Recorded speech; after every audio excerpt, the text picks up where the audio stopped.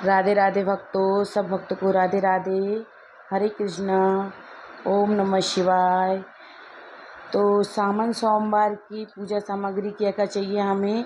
तो पीला चंदन चाहिए हमारे लिए, और धूप बत्ती चाहिए, शहद चाहिए और लाल चंदन चाहिए हमारे लिए। तो ये सावन सोमवार की पूजा सामग्री है। वीडियो को पूरा देखें। तो इसमें हम पूजा करना भी आपको बताएंगे बाबा भोलेनाथ की।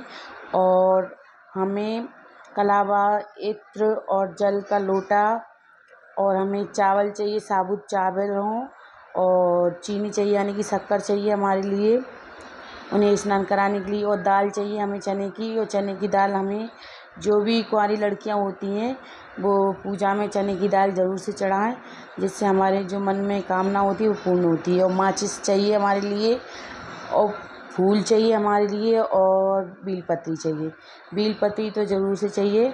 बीलपत्री आप पहले भी लाकर रख सकते हैं, बीलपत्री बासी नहीं होती है। तो यही सामग्री है हमारे लिए। और गंगा जल चाहिए हमारे लिए जल में डालने के लिए। और आप जनेऊ भी ले सकते हैं। और फल चाहिए हमारे लिए भोलेनाथ को भोग के लिए। तो यही सामग्री है पूजा की। तो यही सामग्री चाहिए। और दक्षिणा हमारे पास होती है, दक्षिणा ज़रूर से रखना है हमें। तो दक्षिणा जो भी आपसे बन जाए, 1, 2, 10, 5 रुपये, तो आप दक्षिणा ज़रूर से रखें पूजा में। तो देखिए हमारी ये पूजा की सामग्री है, इस प्रकार से इसे लेना है हमें। और कलावा और जनेऊ हो आपके पास, जनेऊ भी समर्पित कर सकते हैं। तो देखिए ये पूजा की सामग्री है। और अब हम पूजा भी आपको इसी वीडियो में बताएंगे, भोलेनाथ की पूजा किस प्रकार करना है।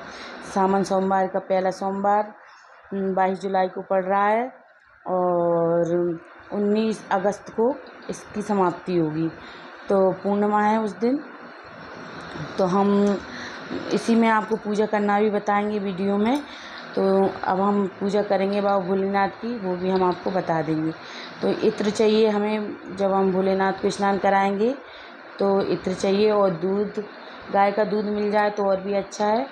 और कच्चा दूध होना चाहिए भोलेनाथ को स्नान कराने के लिए। तो हम कच्चा दूध से ही स्नान कराएंगे।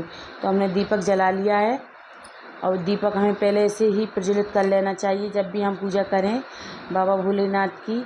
आप घर पे भी कर सकते हैं पूजा, और घर पर नहीं कर सकते तो आप शिवालय में भी आकर कर सकते हैं पूजा। और शिवालय में नहीं कर सकते आप घर पे भी कर सकते हैं। घर पे हम मिट्टी की शिवलिंग बनाकर उनकी पूजा कर सकते हैं। तो हम पहले तो जल से स्नान कराएंगे। जल से स्नान कराने के बाद फिर हम कराएंगे उनका अभिषेक करेंगे। पंचामृत से भी आप स्नान करा सकते हैं बाबा भोलेनाथ को एक साथ सामान मिलाकर। और अगर एक साथ सामान नहीं मिलाते हैं हम सारा, तो हम बारी बारी से भी उन्हें स्नान करा सकते हैं। तो हमने पीला चंदन ले लिया है, चीनी ले ली है। इस प्रकार से हम बाबा भोलेनाथ को स्नान कराएंगे यानी कि।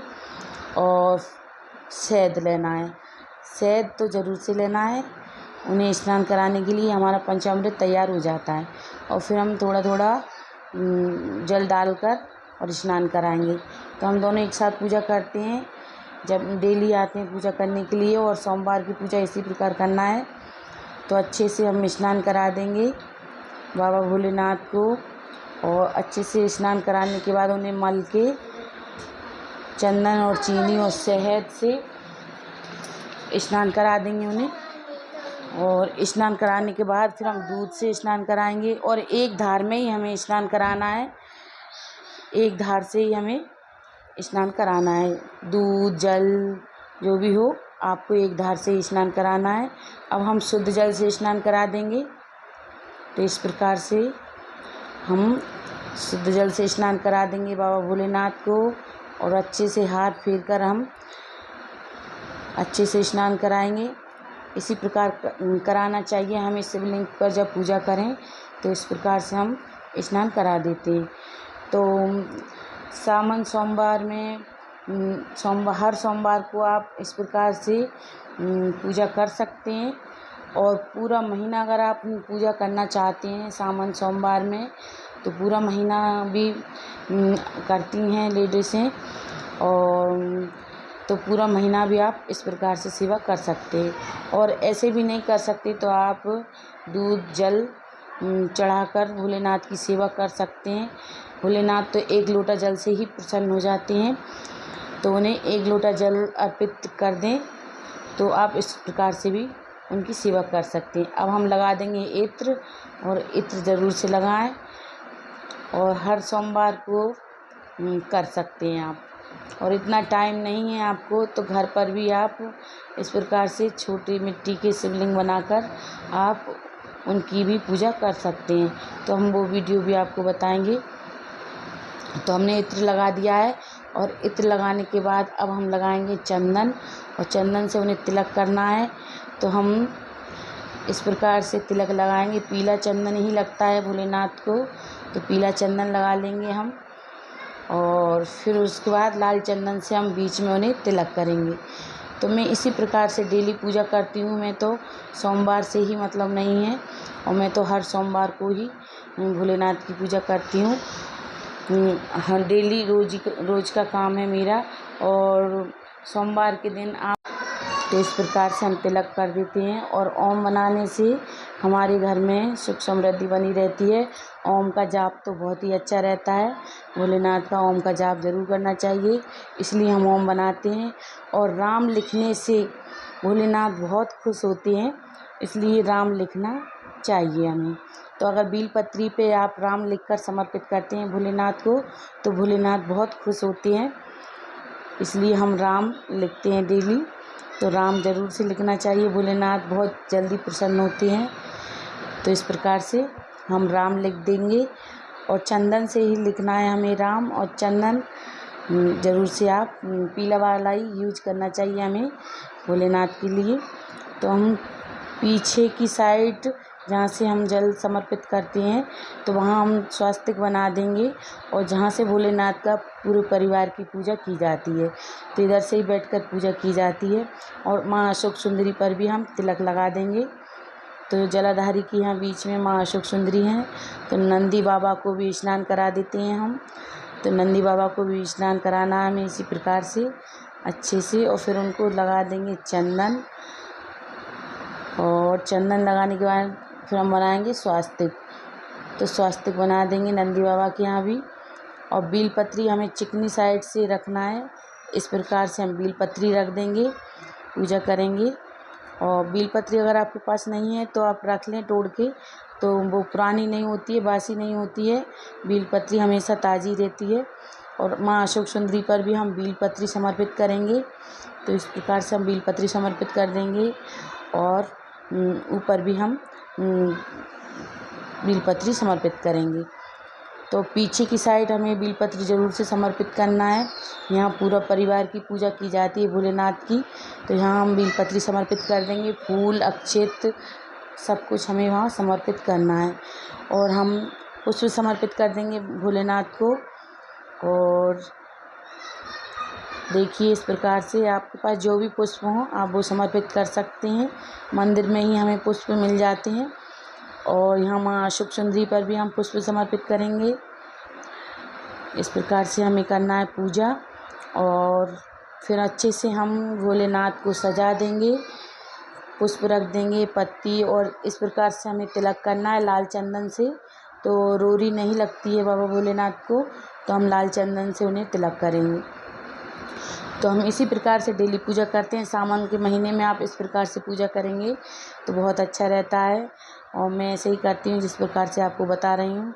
तो नंदी बाबा को भी हम बीलपत्री समर्पित कर दिए और फूल समर्पित कर दिए। अच्छे से हम सजा देंगे भोलेनाथ को, तो हमें बहुत अच्छा लगता है।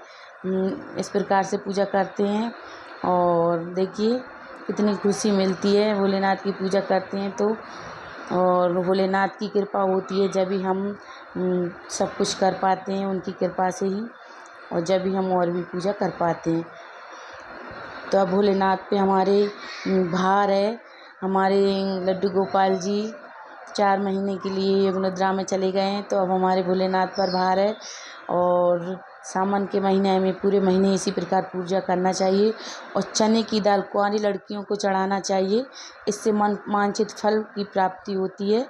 जो भी मन में कामना हो वो पूर्ण होती है। और चने की दाल कुंवारी लड़कियों को ज़रूर से चढ़ाना चाहिए, तो वो ज़रूर से चढ़ाएं। और हम चीनी चढ़ाएंगे।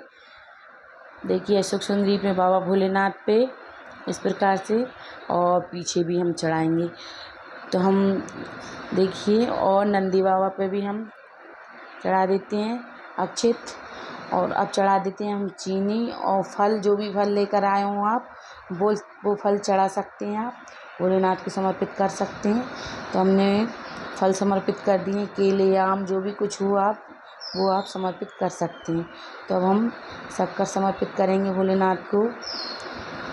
ना कुछ भी हो फल वगैरह, तो आप शक्कर से भी पूजा कर सकते हैं। तो हमारे भोलेनाथ तो ऐसे ही हैं, एक लोटा जल से प्रसन्न हो जाते हैं। और अब हम जनेऊ उन्हें समर्पित कर देते हैं। ऐसा कुछ नहीं है, आप जो सामग्री लाए हों आप उन्हें समर्पित कर सकते हैं, आगे पीछे का कोई वो नहीं होता है। तो अब देखिए हम जनेऊ समर्पित कर देते हैं, और उसके बाद फिर हम करेंगे आरती। और आप कलावा लेकर आए हो तो आप कलावा भी समर्पित कर सकते हैं। तो हमने कलावा समर्पित कर दिया है। आप चना चिरौंजी जो भी आप समर्पित करना चाहें वो कर सकते हैं। अब कर देते हैं हम भोलेनाथ की आरती। और आरती आपको आए वो कर सकते हैं, नहीं भी आए तो आप इस प्रकार से आरती कर सकते हैं। तो देखिए हम आरती कर लेते हैं, और आरती करने के बाद हम फिर जो भी दक्षिणा होगी आपके पास वो दक्षिणा रख कर आप समर्पित करें, और हाथ जोड़कर क्षमा याचना मांगें। तो आप मेरे सावन के महीने की ये वीडियो अगर अच्छी लगे आपको तो वीडियो को लाइक करें, चैनल को सब्सक्राइब करें, और कमेंट में राधे राधे ज़रूर से लिखें। देखिए इस प्रकार से हाथ जोड़कर हम क्षमा मांग लेंगे, और क्षमा मांगकर हम हाथ जोड़कर और उनसे प्रार्थना करेंगे बाबा भोलेनाथ से घर में सुख समृद्धि बनी रहे और बाल गोपाल खुश रहें। इस प्रकार से हम पूजा कर लेते हैं बाबा भोलेनाथ की, और हाथ जोड़कर हमने क्षमा मांग ली है। और अब इसके बाद हम नंदी बाबा के कान में जो भी कुछ कहेंगे तो वो नंदी बाबा हमारे भोलेनाथ से बोल देते हैं। तो इस प्रकार पूजा की हमने बाबा भोलेनाथ की। राधे राधे, हरे कृष्ण।